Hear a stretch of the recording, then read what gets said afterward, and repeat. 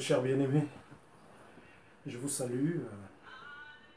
Je suis encore en train de recharger mes batteries. C'est pas facile lorsqu'on est menacé par le décalage horaire.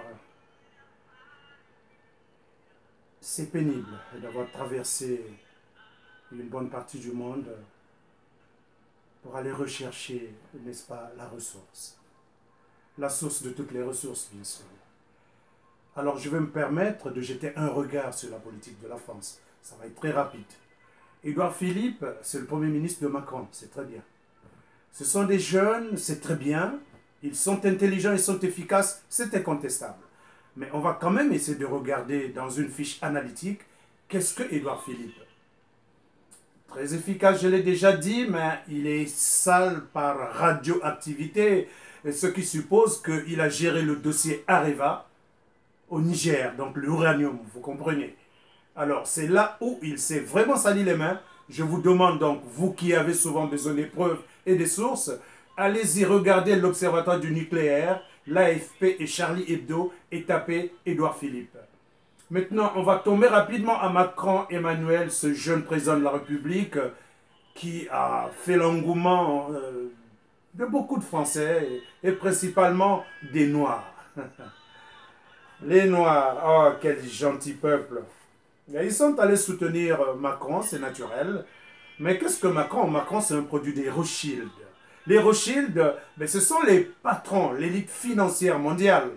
Quand vous entendez parler du nouvel ordre mondial, mais les Rothschild sont au-dessus de la montagne. La montagne humaine, la montagne sainte, c'est Dieu qui gouverne. Mais la montagne humaine, ce sont les Rothschild. Ils gouvernent le monde. C'est les Rothschild qui ont créé Israël. Alors, Macron a été employé par les Rothschild. Lorsqu'il a été préparé pour la gestion du pouvoir occulte, il a été introduit auprès de François Hollande comme conseiller pour la cesse du pouvoir occulte. Donc le pouvoir qui gouverne le monde, c'est la finance. Bien sûr que le pouvoir médiatique n'est qu'un pouvoir que l'on utilise aujourd'hui pour manipuler l'information, pour distraire les camps. Pardonnez-moi. Je vais être très objectif, le plus objectif possible. Alors, regardons Macron et autres, Édouard Philippe, quel est l'impact nocif? Mais ce sont les affidés, donc les affiliés dans les amitiés parallèles. On va regarder Jacques Attali, Marc Delorme. Ces gens-là sont les amis proches de Sassou Nguesso, le boucher du Congo-Brazzaville. Alors, Africains, Congolais, vous qui avez choisi de chasser les rats et les moineaux, alors je vous conjure qu'il est temps de viser très haut pour libérer l'Afrique et donner à l'Afrique ses lettres de noblesse. Aux Congolais de Brazzaville, je m'en veux vous dire que les égos ne servent à rien du tout. Les diplômes, c'est très bien, ça nous permet de fructifier l'analyse. Mais après le terrain, c'est tout autre chose. La politique, c'est une science très complexe.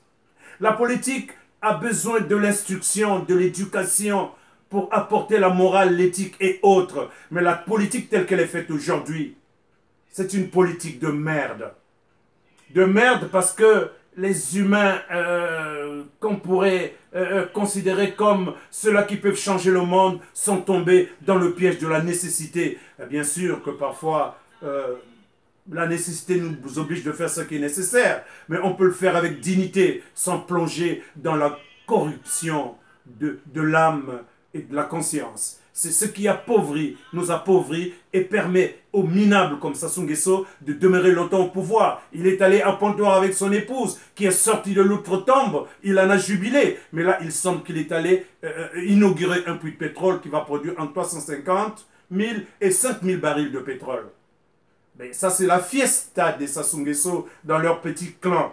Je vous en conjure encore une fois, peuple congolais, il est temps de viser haut pour libérer le Congo-Brazzaville, au lieu de vous afficher pour la simple course du pécule. Regardez ces populations qui souffrent dans le pôle, ces populations du pôle qui ont été obligées d'aller trouver refuge dans la Bouenza. On va parler de Yamba et proche de l'UTT. Ces populations qui n'ont commis aucune faute. Un jour, nous parlions de pétrole et coltan.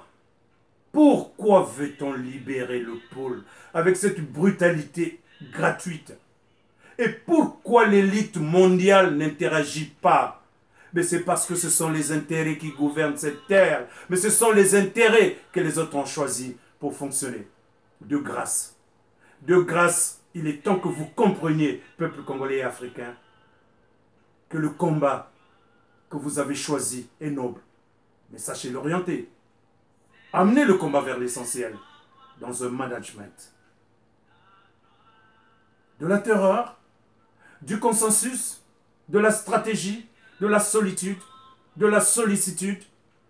Ça rentre dans le grand paradigme de l'éthique politique. Mais approche de l'éthique politique, il y a l'éthique spirituelle qui doit nous conduire pour que nous soyons capables de nous élever au plan transcendantal et comprendre les phénomènes qui gouvernent ce monde. Sinon, Africains, un peuple congolais, vous ne serez que des éternels consommateurs. Alors, puisse Dieu vous donner la force et le regard de l'intelligence pour que vous accomplissiez votre dessein et votre destin. Que Dieu vous bénisse.